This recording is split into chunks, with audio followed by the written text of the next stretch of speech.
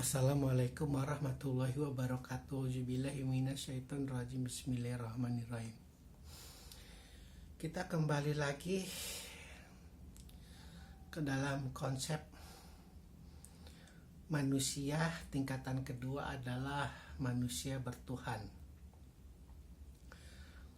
Satu yang perlu digarisbawahi, dipenakan secara tebal adalah bahwa makam kedua ini tidak akan mungkin pernah bisa dicapai oleh manusia sebelum dia lulus, sebelum dia mencapai tahap yang pertama, yaitu manusia yang beragama, di mana puncak lulusannya adalah manusia itu berbuat baik. Berbuat baik di sini masih sebatas berbuat baik kepada sesama manusia, kepada sesama alam semesta,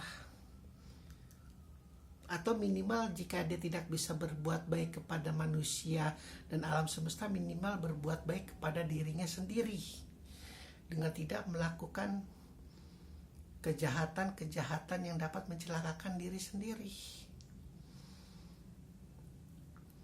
Ketika anomali-anomali di tahap manusia beragama adalah bahwa salah satu contoh yang paling nyata ketika manusia itu bekerja di departemen agama dan dia mengkorupsi Al-Quran, maka dia masih dalam tahap manusia yang beragama tingkat terendah.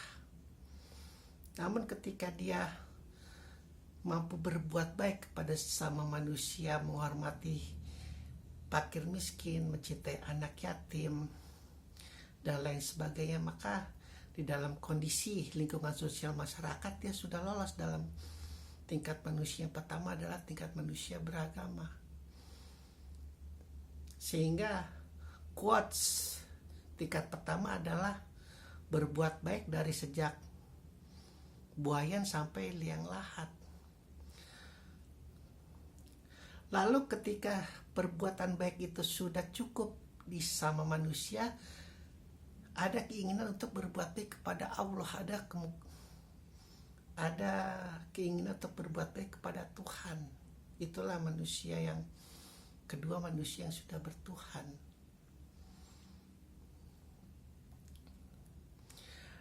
Dalam manusia yang bertuhan ini, dia bisa dibilang ketika dia miskin dia terhormat, ketika kaya dia mulia. Energi-energinya sudah memiliki kecukupan untuk mampu tunduk, untuk mampu patuh, untuk mampu taat kepada Tuhannya. Manusia bertuhan ini. Anomali-anomali di dalam konsep manusia bertuhan adalah ketika dia menyakiti batinnya, menyakiti dirinya sendiri ketika dia merasa dekat. Itu bisikan laknatullah yang paling nyata. Sehingga ada semacam halusinasi, ada semacam ilusi. Karena kedekatannya dengan Tuhan, dia tidak butuh lagi kedekatan kepada sama manusia. Dia merasa dirinya sudah manusia yang bertuhan. Padahal untuk manusia yang bertuhan, padahal ilusi, halusinasinya dia sudah dalam tingkatan manusia bertuhan, padahal sebenarnya dia manusia yang beragama aja belum bisa, belum cukup. Kan banyak hal-hal yang semacam itu, sehingga timbul rasa bisikan ujub, rasa bisikan bangga, rasa bisikan kesombongan atas dirinya. Jangankan untuk berbuat baik kepada manusianya, berbuat baik kepada sama agamanya, berbuat baik kepada sama mazhabnya saja dia tidak bisa. Tapi dia sudah merasa itu anomali ini sangat dahsyat dibanding dengan tingkatan manusia beragama. Tapi dia merasa sudah dekat dengan Tuhan.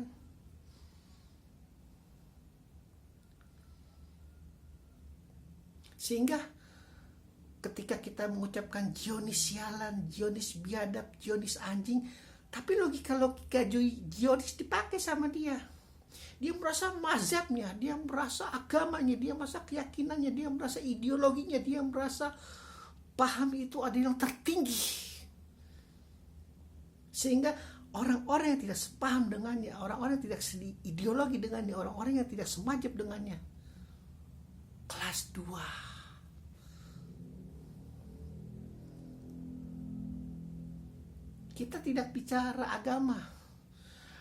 Di semua manusia ini ada tahap-tahap yang merasa dirinya sudah dekat dengan Tuhan melalui tingkatan kedekatannya terhadap keyakinannya.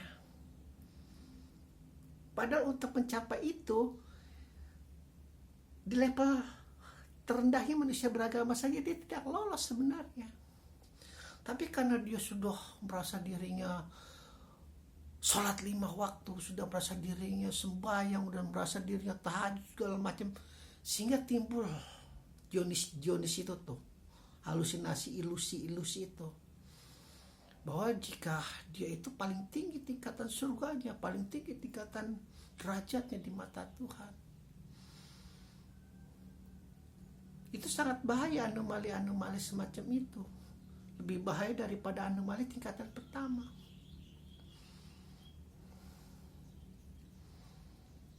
Jadi sekali lagi garis bawahnya ya, ketika kita ingin mencapai makam tingkatan kedua itu manusia bertuhan, tapi di dalam hati kita tidak mencintai, kita tidak mengasihi, kita tidak mengayomi. Yang di otak kita adalah menghancurkan, menjelekkan, mengkultuskan diri sendiri, mengkultuskan ideologi mazhabnya.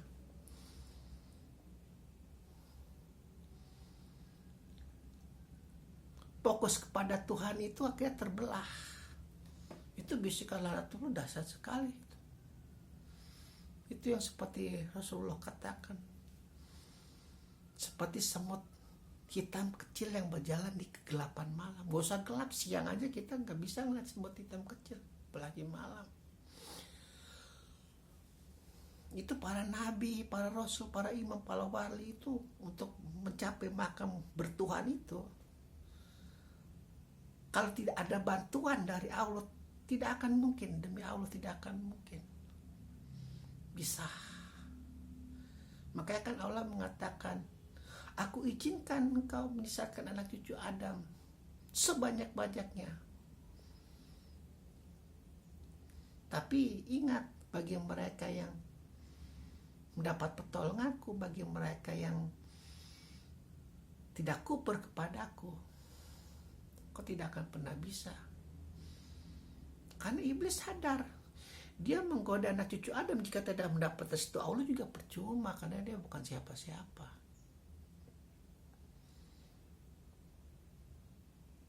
Intinya kan dia tidak terima manusia yang begitu rendah di mata dia, tercipta dari tanah, mendapat kehormatan, dicintai oleh para malaikat, sementara dia yang dari api, yang sudah bersujud begitu banyak kepada Allah, yang juga dihormati oleh sama para malaikat, yang sudah berkawan akrab dengan para setan, kok jadi kelas 2 tiba-tiba. Tapi dia sadar dia tidak akan pernah berhasil menggoda manusia jika dia tidak diizinkan. Maka surat izin untuk menggoda manusia itu perlu bagi iblis, karena itu haknya ketika dia bisa sepenuhnya menyaksikan anak cucu Adam terbakar di dalam neraka dan dia merasa puas. Makanya godaan bisikannya itu lebih dahsyat. Salah satu contoh seperti ini. Ketika sedang di dalam bus, ada di samping saya seorang santri yang baru turun dari gunung. Dia begitu takjub melihat Jakarta yang penuh gedung-gedung, penuh dengan hiruk pikuk manusia. Dan ketika kondisi sedang dalam keadaan macet, dia berkeluh kesah kepada saya di sampingnya ketika melihat banyak pengendara motor yang memasuki jalur busway. Kok begitu? Karena di logika dia sudah bertuhan tuh sebenarnya. dia sudah bertuhan. Iris kuping saya kalau dia tidak sholat 5 waktu, kalau dia tidak puasa Senin Kamis, karena sangat terlihat kesalehannya. Dia merasa ada yang salah ini.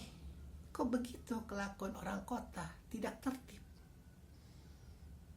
Ya, ketika godaan iblis sampai kepada dia, ketika timbul kebencian dia kepada manusia yang berbuat tidak tertib itu, tidak taat itu, maka dia dari konsep manusia yang bertuhan jeblos lagi ke konsep manusia beragama. Maka dilatih lagi dia untuk apa tuh istilah kalau batu sedang diukir tuh, digosok-gosok agar lebih mengkilap lagi tuh kebaikan hatinya. Namun ketika dia berhasil mengusir godaan iblis laknatullah, oh mungkin mereka sedang tergesa-gesa, oh mungkin memang ini sudah menjadi kebiasaan yang buruk sebenarnya, tapi semoga kebiasaan buruk itu akan cepat sirna. Karena sekali lagi kekuatan doa yang beriman itu sangat dahsyat. Doa Rasulullah itu sudah menyelamatkan begitu banyak orang kafir yang terjebak di dalam lubang neraka. Nanti kita bahas lagi. Maka dia sudah berhasil tuh. Pelan-pelan dia akan sampai nanti insya Allah ke tingkat manusia bermaksiat. Ketika dia tidak tergoda untuk mendoakan keburukan pada manusia itu, maka dia selamat konsep manusia bertuhan. Karena wajar, dia kan dari istilah turun dari gunung, melihat kelakuan orang-orang kota, ternyata begitu kelakuannya. Belum tuh dia nanti melihat tempat-tempat maksiat, prostitusi, penjualan minuman keras. Belum juga nanti dia melihat bagaimana lebih menjijikannya lagi orang pemerintahan yang sehabis rapat untuk korupsi, lalu dengan santainya dia sholat 5 waktu berjamaah. Belum lagi dia melihat itu tingkatan manusia beragama yang sedang berlomba-lomba tuh. Begitu logika sederhananya, contoh sederhananya tingkat manusia yang bertuhan. Jadi energinya sudah cukup, perbuatan baik kepada manusia itu sudah cukup, maka dia alihkan energi sebagainya itu untuk berbuat baik kepada Tuhan, untuk patuh kepada Tuhan, untuk patuh kepada Allah, untuk patuh kepada siapapun Tuhan kalian, dari sejak penyembah bulu babi sampai penyembah Allah, terserah jalannya masing-masing. Kita konsep manusia bertuhan ini jangan dikultuskan hanya kepada Allah, tidak. Di sini tidak. Konsep manusia tidak seperti itu. Bebas.